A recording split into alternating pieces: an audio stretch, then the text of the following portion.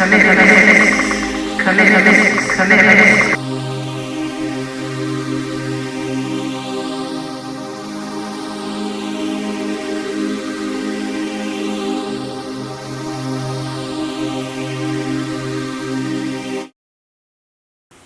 is Henry Chamberlain. Welcome to another Comics Grinder. And today I'm going to be talking with Sarah Firth and her new book. It's a graphic novel. It's called Eventually Everything Connects. Think of it as a music album and your favorite songs, one after the other, all tied together with the theme of exploring what it is to be a human being. That's it in a nutshell. And there's far more to it. So let's get right into the interview. Thank you. Now, it begins with just the most mundane, everyday stuff, and it builds. It slowly builds like any graphic novel. And I wouldn't necessarily call yours a graphic novel, but we know it's a catch-all term.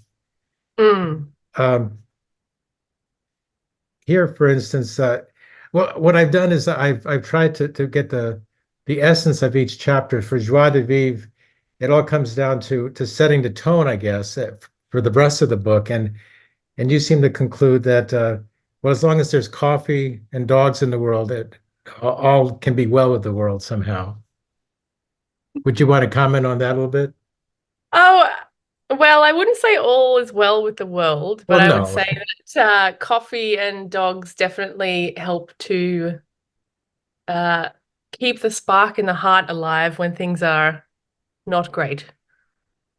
Okay, I am going to rely on you to help me as I stumble along, because I sometimes will just go into a stream of consciousness, and I want you to correct me if I make any fumbles or bumbles along the way. But Okay, no I worries. Yeah.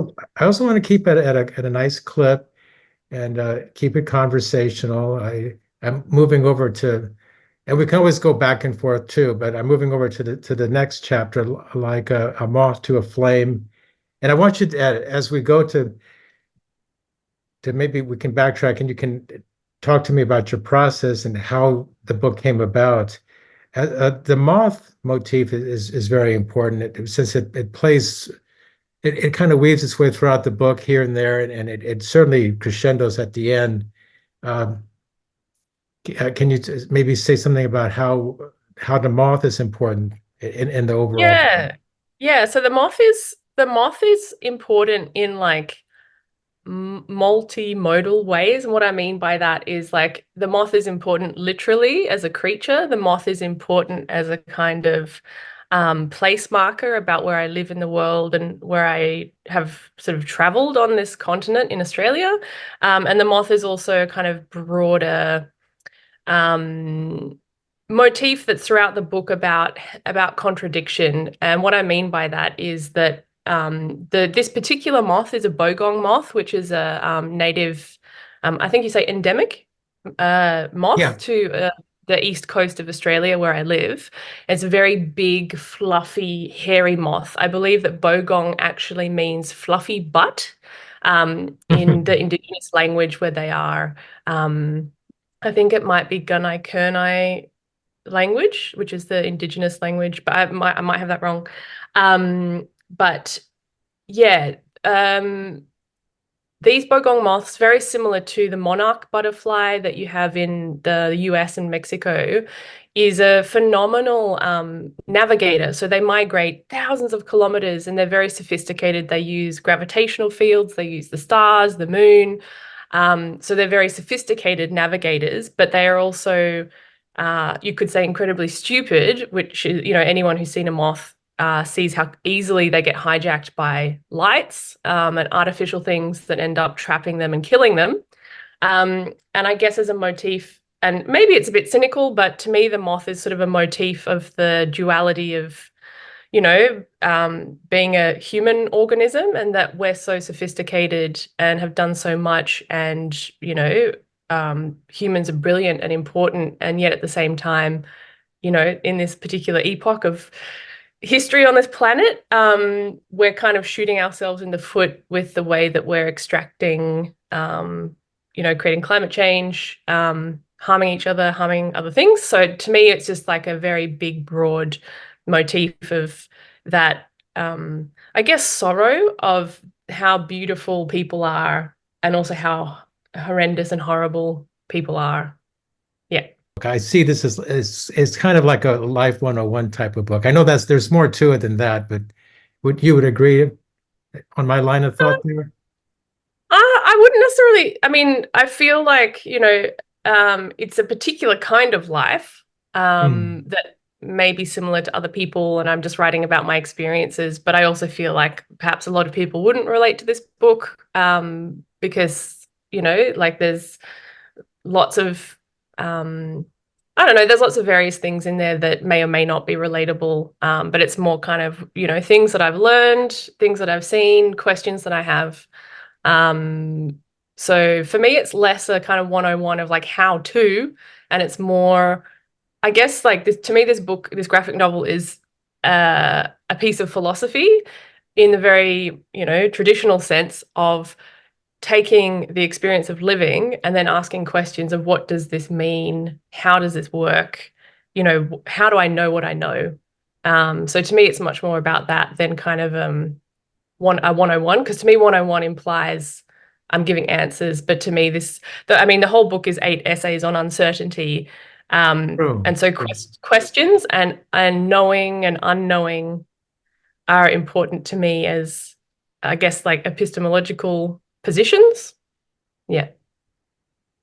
Well, I guess that's part of like what you're talking about in the book, how are we don't realize how much we're programmed. Like part of me is programmed to try to, and this is not just me, but the press and media people and all sorts of folks, just anybody wants to try to get a quick nutshell soundbite type of answer to things. So when I say 101, I know I'm dead wrong. It's there's a lot more to it. Uh, but and I'm going to lose my thoughts. I'm kind of I'm swerving around a little bit, but That's okay. I love this. You're being a moth. You're going here and Yeah. there and Yes, exactly. I love this page because if you are being true to yourself, if you're putting yourself out there, anyway, most people can relate to it on some level. And I love this page because you're basically saying, well, a pleasure, it's not just for the bold and the beautiful, it's for everyone. It's a lifetime experience. And so that's there's definitely a lot of wonderful, beautiful stuff here for anyone to relate to. I love the little headings for each section. Here we are, and we're already in We Were Here. And this speaks about again, and I will be relying on the nutshell just to get us from one point to another, but I feel that it discusses a lot about mortality. You're talking about mortality, you're talking about how the nature of things, how they're ephemeral, and uh, what can just jump in and tell us a little bit of, share with us a little bit about this particular chapter. We Were Here. um I guess so maybe it's worth saying that, like, with this graphic novel, it's 8 intersecting essays about different topics, and Yes. each of the topics, the entry point was me having a lived experience and then kind of thinking about that, what that means in my own life, and then what that means more broadly in the systems that I'm part of. And yeah, so my parents are getting old, and they downsized into a age appropriate place. And we were all sorting through the house, the boxes, the last 40 years of living in that house. Um, and yeah, we were all really thinking about, passing of time and family and past and future and death. And um, it really got me thinking about decay, because the house is getting really old and decaying and, getting ripped up. And it was just really interesting for me, sort of reflecting on how much of my memory is spatially located, and that in having the land or the space removed, there was this really deep sense of loss that I had, which reading some anthropology, it's very much a thing. Like when we, as humans, make memories, we attach them to objects, to people and places. And so when those actual physical things disappear, we often do actually lose part of our memory or kind of extended neural network that makes up our memories. And so it is physically painful. It's a true loss. And I think that anyone who's been through loss, grief, of people, places, creatures, experiences this. It's a human experience. There's no way around it. And I wanted to explore in this chapter the difficulty that I have. How do I say this? Can you flip to the page that's got me composting a bird? It's like a few pages after that, I think. Oh, sure. Basically, I'm a very avid gardener. Yeah, I think it might be the page after that. Yeah. So there we I'm a very go. avid gardener, and having healthy soil and repurposing organisms is a fundamental part of healthy, vibrant gardens. And this is just a point of kind of contradiction for me, which is when I'm not emotionally attached to a rotting tomato or a dead bird that I put into my compost, it's very clear to me how decay and entropy is a fundamental part of life. And it doesn't cause me pain. But when, my family pet dies, or my friend dies, or, the house I lived in goes and gets ripped up, it's so painful. And I wanted to just explore this space between sort of beginnings and endings and how they're interconnected, and when do they hurt and when do they not hurt. Um, and yeah, and also decay in itself is a beginning of new life. It's where organisms take over, and when a human dies, it's when our cells stop, and then all the bacteria that live all over us get the opportunity to swoop in and take over, which is a bursting of life. So, Wow. it's not to sound verbose, but those kind of uncomfortable entanglements of the opposites of things, are very interesting to me and are very much a part of this book, and particularly this chapter, which is about entropy and grief and trying to process death. Yeah. Well, I am happy that I have kind of stumbled upon this way of diving into the book, or exploring the book, because there's so much going on that it's a trick as to how to best to attack the book, because there's like the book says, it kind of implies that it's about everything. And so you have to you have to gather your thoughts. I have to do a little prep work to figure out how to tackle it. Not that it's not it's incredibly well put together.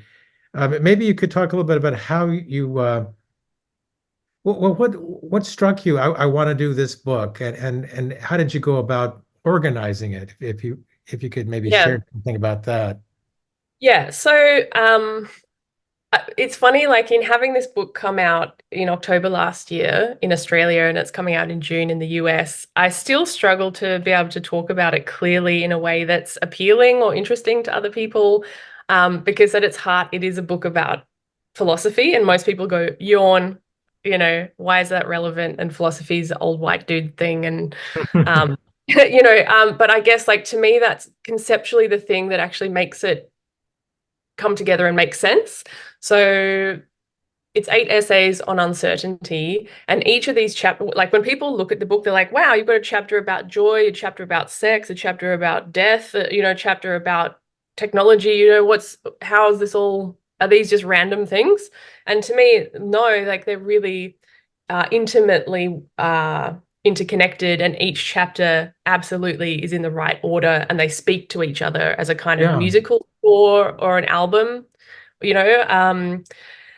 And the reason to me that it sort of hangs together and makes sense is that each chapter is on uncertainty, but looking at uncertainty from a different vantage point, that is a stream that each of us lives in. So, for example, the chapter that you're currently on is very much about consumption, food production, um, extraction objects, kind of the modern capitalist world that we live in, and looking at like the principle of uncertainty within that context. And previously, the chapter on death, it's the uncertainty of knowing that, you know, I'm alive now, one day I will be dead.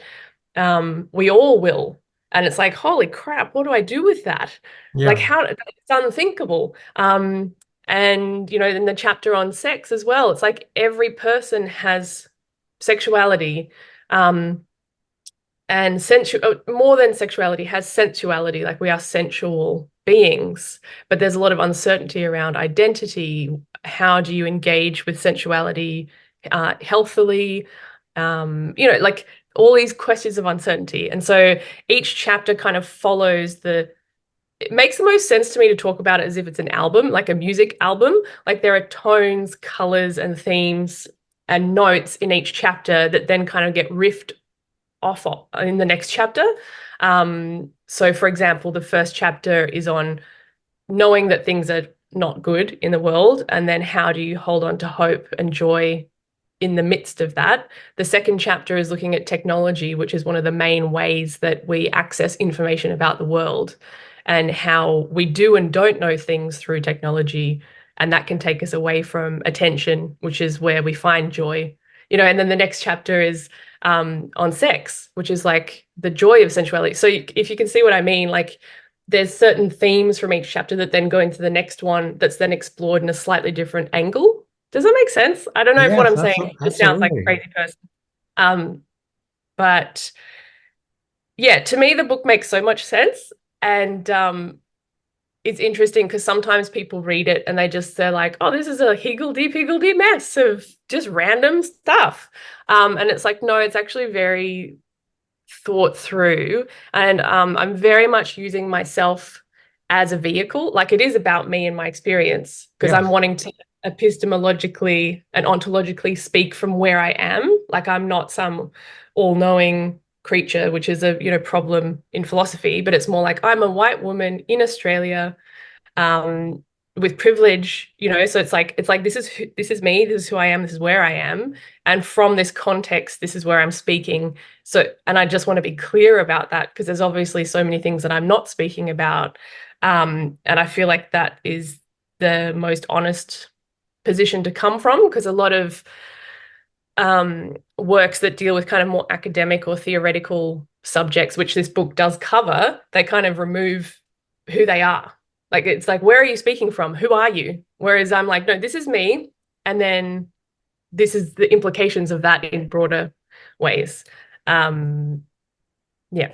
Well, that is your profession. You're a graphic recorder, and so you're dissecting something and bringing it down to its essential facts, making sense of something in a way that a person can understand it clearly. So you're seeking clarity in your subject, which is basically existence and the uncertainty of existence, and it's everything's very clear. So no one should say it's a jumble. That's hardly what it is. Yeah. I mean, there are elements of it that are quite stream of consciousness, Yeah, but I feel like the reason I've done that is I wanted to do a portrait in some ways of what it's like having a brain, like thinking, because like when you read a book, it's often very well structured, or when you read an essay on a particular topic, it's very straight. Whereas I wanted to show the ways that, at least for me as a person, particularly as a neurodivergent person, my brain will kind of leap and jump to associative things that make sense and have a logic, even if they're a little bit silly or a little bit left of center. And most people have that. You'll be walking along thinking about something, say hi to someone, that prompts another thought here. And it kind of weaves a really interesting web of the way that our brains connect things. And like these pages that you're on right now, I'm sitting in my backyard having breakfast in the nude because it's a sunny day. Then I yeah. start noticing aphids. I start thinking about the ants that are milking the aphids and wondering whether the ants are exploiting the aphids or whether it's a symbiotic relationship, you know. And then my mind thinks to the matrix and, you know, the extractive ways that the robots are using humans as energy batteries. So there are these kind of flights of fancy or surreal psychedelicness in throughout the book, I guess you could say, which is very much kind of the internal conversations that people often have. And that's been a really nice feedback from people who've read the book. One of the things I get all the time is people saying, "Oh, this is stuff that I have thought. This is stuff that I've wondered about and never been able to articulate." And I really appreciate you articulating it in such a kind of normal person way. Yes. Yeah, Um, exactly. because and I guess that was an ambition for me, is like I love reading academic work, I love reading theoretical work, but it's often so removed from the everyday. So I wanted to speak from the everyday, but then talk about, bigger, complex theoretical things. Yeah. Yeah, you're evoking the way people think, and artists maybe they seem to tap into that stream of consciousness more than the average person, or they exercise that muscle perhaps more than. Yeah, I think that's a really good way to put it, is that it is a muscle. And I think for me, part of how I've developed my voice as a writer is journaling. So I journal every morning. To me, it's called, like, I call it like, scraping out the brain, which is just like getting the thoughts down and thinking about stuff and thinking on the page. Um, and so I think, to your point of it's a muscle, it's through, decades of writing, journaling in dialogue with myself and my thoughts and my questions, that I've developed a kind of clear pattern or way of talking with myself. Yeah. And as you do more of these interviews, I think you're already there where you distill what you want to, how you want to describe the book. I think you're already there. You don't have to second guess yourself. Um, Yeah. and I love how you insert the because you've done a ton of research and then you insert a perfect little quote. Like here you've got Rebecca Solnit, and you've got all this is all part of the graphic recording world where you find this the nugget of wisdom and bring it together so each little the nugget of wisdom interconnects with the other nugget and so on. Is there something you'd like to say about this, what's going on here? Yeah, so this chapter is called State of Emergency, and it's very much about the kind of the crisis points, and like the cascade of troubles that are upon us and getting worse. And um, at least for me, from what I currently understand and everything that I've read, um, the change around this requires such a multi-pronged, multi-level, multi-person approach that there's no, one silver bullet. And so this page is basically I go on an adventure with a worm into the compost. Again, talking about compost, love my compost. And similarly to the compost, there are a lot of organisms working away to make soil healthy. And to me, this is kind of taking ideas that people have for making a better human world, and reimagining them as kind of these different symbiotic organisms all working away together to, make a more just and sustainable world for people and creatures. And the title of the chapter, State of Emergency, is a pun. So it's like a state of emergency, as in there's a disaster, but it's also state of emergency, as in things are emergent, new things are emerging, and that is a space of destruction, but also possibility and hope. And so that's why I had this quote from her that says, "Inside the word emergency is emerge. From an emergency, new things come forth. The old certainties are crumbling fast, but danger and possibility are sisters."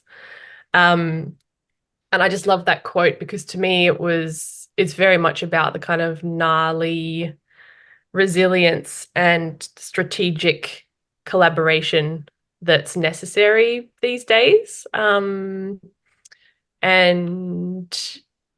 yeah, I just didn't know any better way to show, like, this is a complex image, obviously, but I didn't know a better way to show a better and simpler way to show the complexity of all these dynamic things working together. Yeah. And there's the worm. There's plenty of images of that. It kind of reminds me of something like out of Alice in Wonderland. Yeah, yeah. Again, it's this sort of psychedelic element that's throughout the book. Yeah, you really managed to keep the pace going smoothly with the visual delights, the colors, the compositions. It's so creative, and then because you never want to have it where it's just talking heads. Like here, you've managed to do this delightful page with the oranges. Yeah, this is actually this page, which is this like silly argument that my husband and I have about what is the correct way to cut an orange. It's really interesting. I get a lot of messages from people about this page telling me that we're both wrong and that you actually have to cut oranges this way. Um, and, you know, again, that's me kind of looking at a very mundane thing that then actually kind of hints at, you know, the ways that we disagree with our mental models of how things should be. I still think I cut oranges the right way. Um, yes.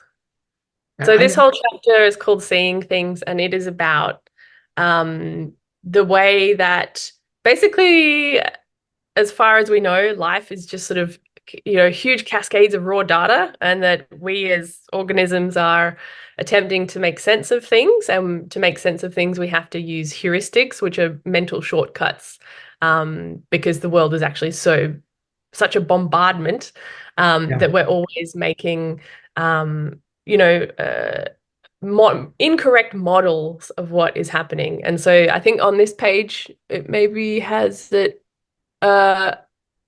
No, but yeah, there's this principle of like all models are wrong, some are useful.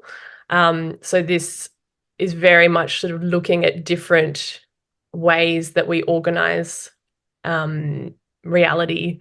You know, for example, in this on the left-hand page under the orange, in Japan, the way that houses are organized are in blocks. So, you know, if you tell someone where you live, it's like, which block do you live on? Whereas here in Oh, Australia, we talk about which street do you live on? So what street number? Um, you know, and in different parts of the world, people drive on the right and the left, and people put their toilet paper over the top or under, you yeah. know, and then you have famous optical illusions with the white and gold or blue and black dress, and, you know, all these kinds of things that are organizing principles, different ways of hearing and understanding that can cause friction. And neither of them is entirely untrue. So it's a bit wobbly, I guess. And yeah, that's what this whole chapter is about. And that's something for me that I'm very interested in exploring, because as I talk in this chapter, like, I have personal challenges with mental health and sense making. And so for me, reality testing is really important. But then if you look at you know, what constitutes reality, it actually gets a little bit murky um, philosophically, which is unhelpful. Wow.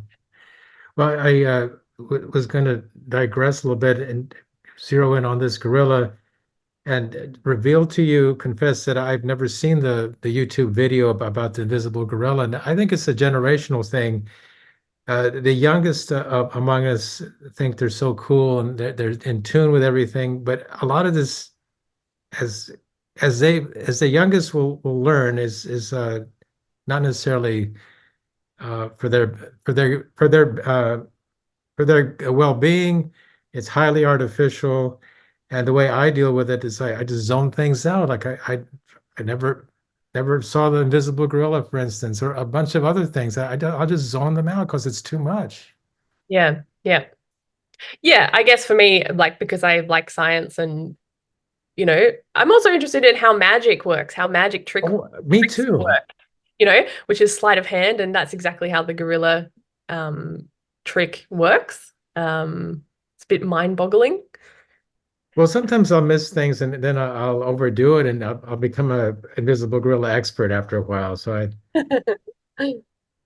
And what makes of me, we're reaching towards the end, we return to your kitty and a bunch of things about what is a person, what makes up a person, what is an identity.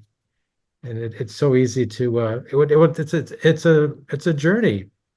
What can you tell us about the making of a person?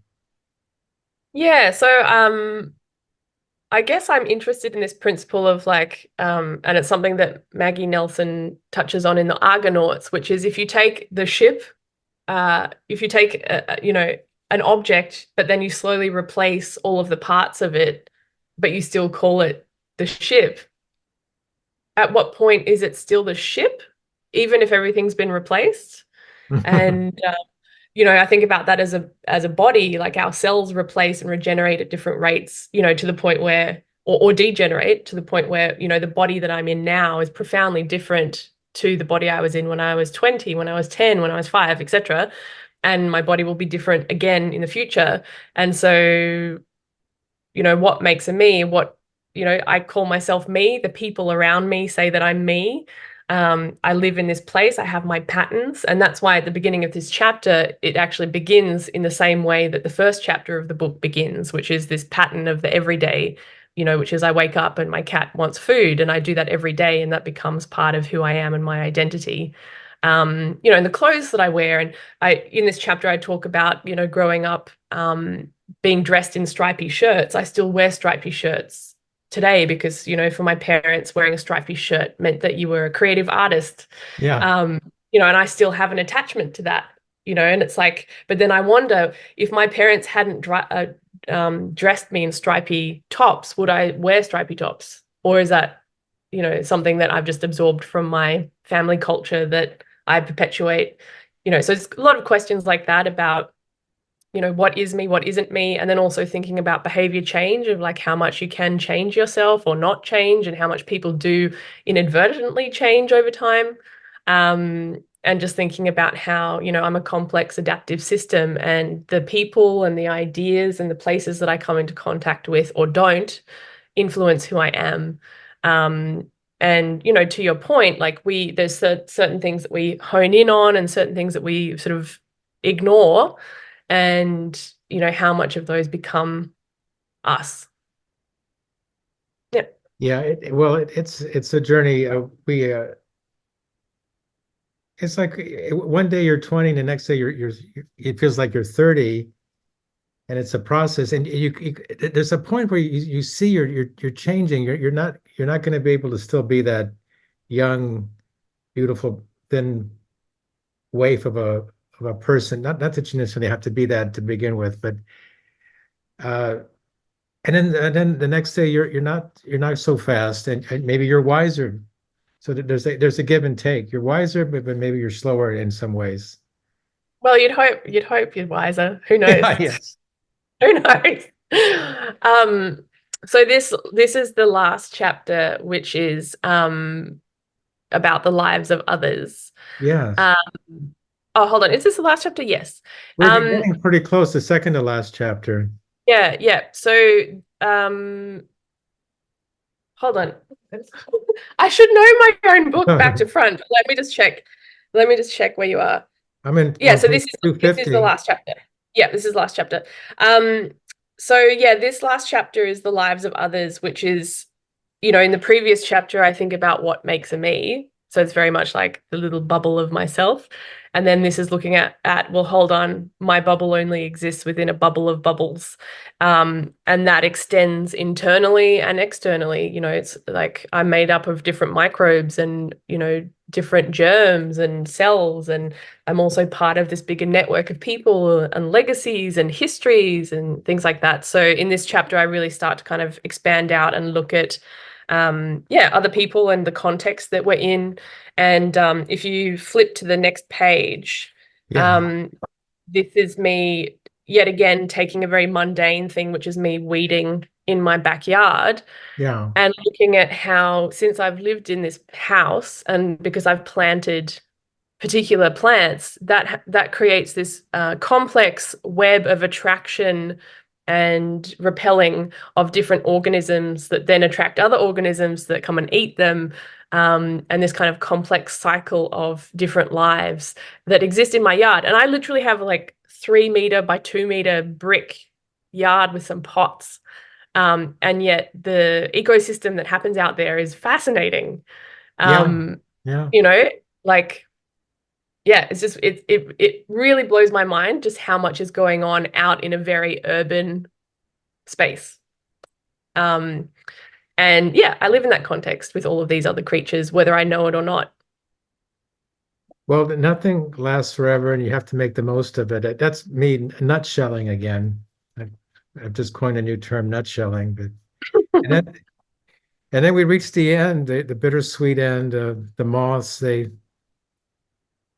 can't help but seek out the light to their detriment, and then you turn off the light for them. Yeah.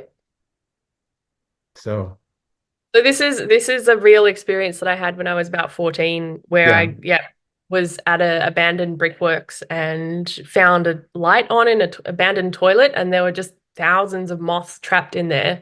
So I waded in and turned off the light, and they then all settled all over me because they must have thought I was a cave or something. And it was one of the most kind of ecstatic and terrifying experiences I've ever had. Like it felt absolutely sublime. Like I felt like I was merging with the universe. And then the horror of having all of these bugs, all these moths all over you and just panicking. And again, like this is about that dichotomy of, it's like, yeah, I care about nature, I care about creatures, and yeah, I love them, but is that in an abstract sense or a real sense? And it's like most people, like a thing when there's a okay amount, but thousands of them all over you, then you're like, get them off me, kill them. yeah, Ah! Um, and so again, I want to, like, throughout the book, I play with this slippage of like love and then kind of repulsion.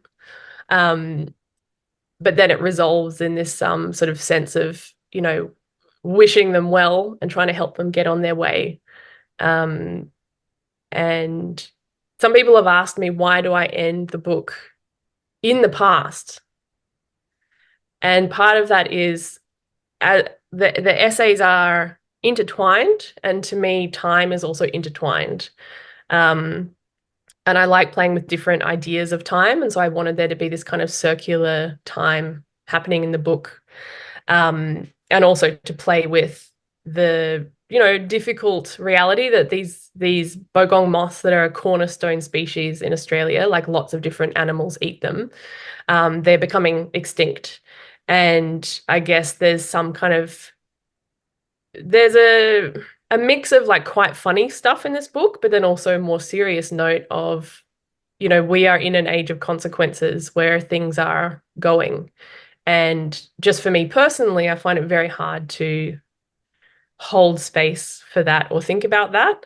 But that's very much a kind of heavier theme throughout the book, is about loss and absence. And that's why I ended with this, is that this moment, which is now lost to time and history, is the closest I've ever come to feeling like that alive and also that non-existent, if that makes sense. Like if you go back to the page before, yeah, um, there yeah. is Right this thing here. of like the moths coming, the moths all flying, because basically bogong moths, when they're lost or confused, they do what's called a death spiral, and they fly in. You would have seen it, like moths flying around lights. They do this crazy circular dance because they're basically Uh-huh. completely disorientated.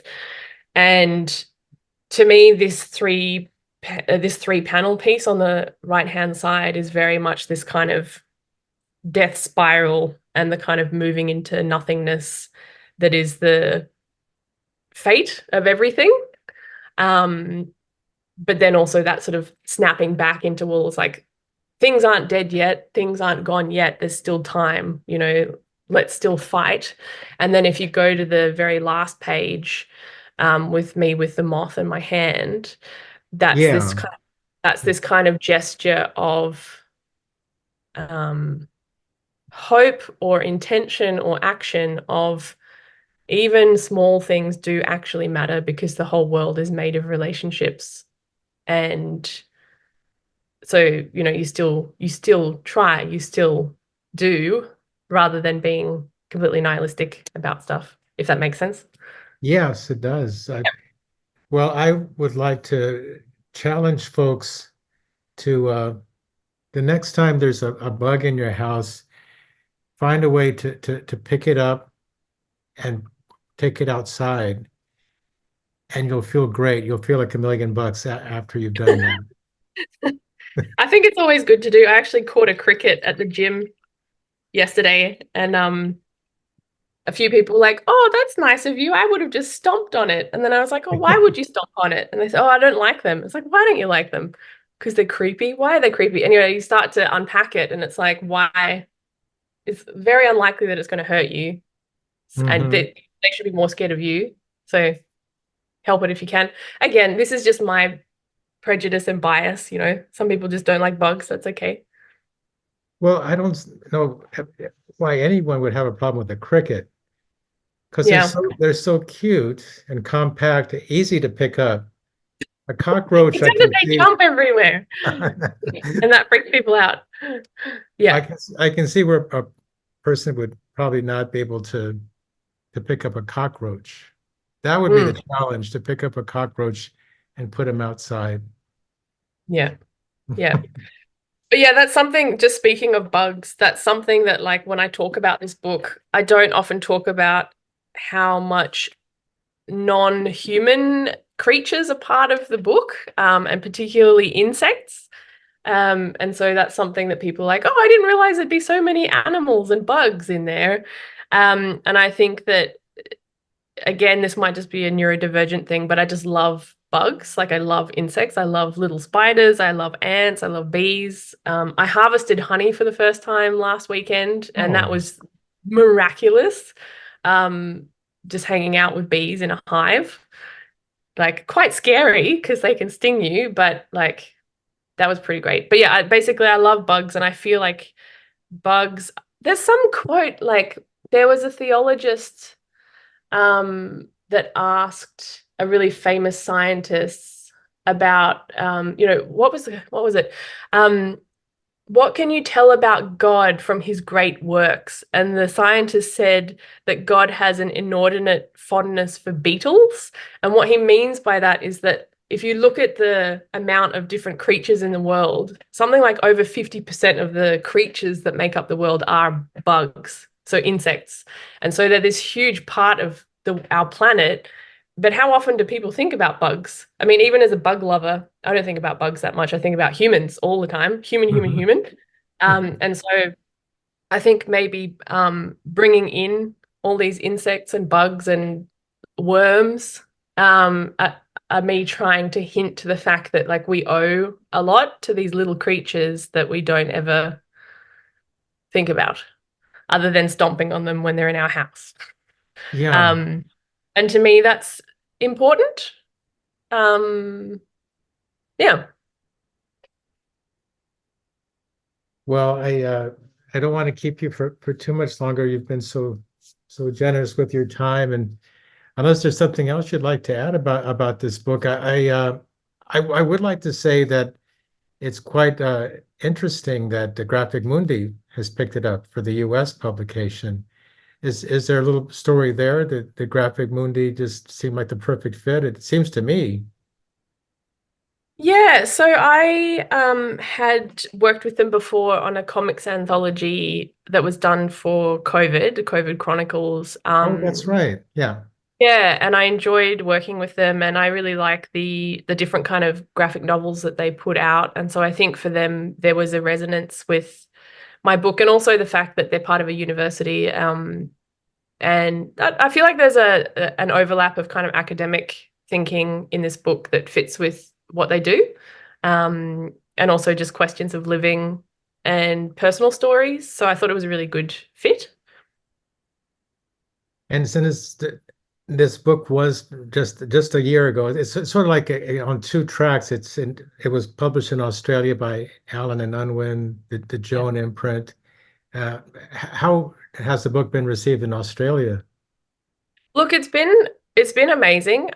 So I always had an ambition with this book to kind of take it out of the graphic novel section into a non-fiction section. And that has been my dream, and that has happened. So it's been a bestseller at lots of bookstores. It was like, non-fiction pick of the week with one of the major newspapers here. It's been listed as like best book of the year in numerous like important lineups from the year.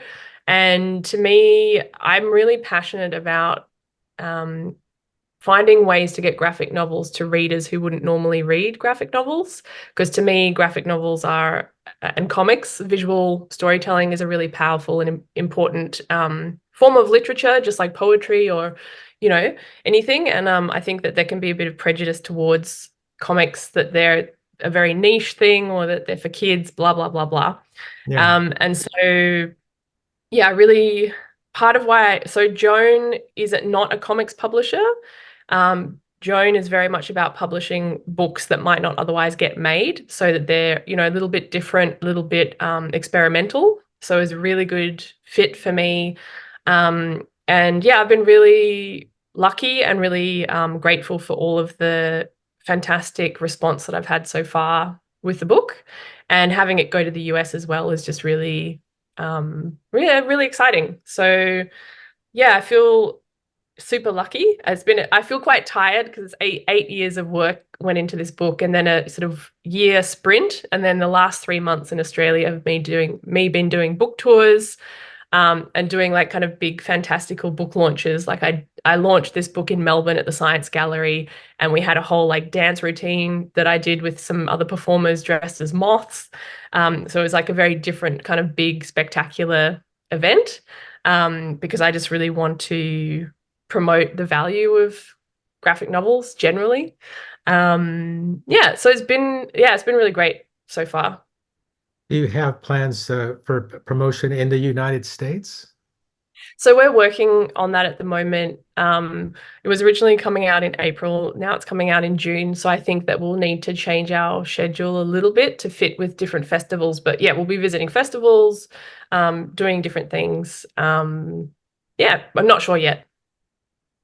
That sounds just about right. That's just the way it goes. Well, Yeah, yeah, it's yeah, been a pleasure. It's been a while since we did the interview. The previous interview's been a while, and you were talking about this book that it was in the works. yeah. Uh, I'm sure you've gone through so much in 8 years. I'm sure you're a better person and a better graphic recorder for having done the book. I hope so. I definitely feel like I've learnt more about how to write and how to draw from making a book. Yeah, yeah, yeah. Yeah. Okay. Well, thank you so much. Yeah. Thank you.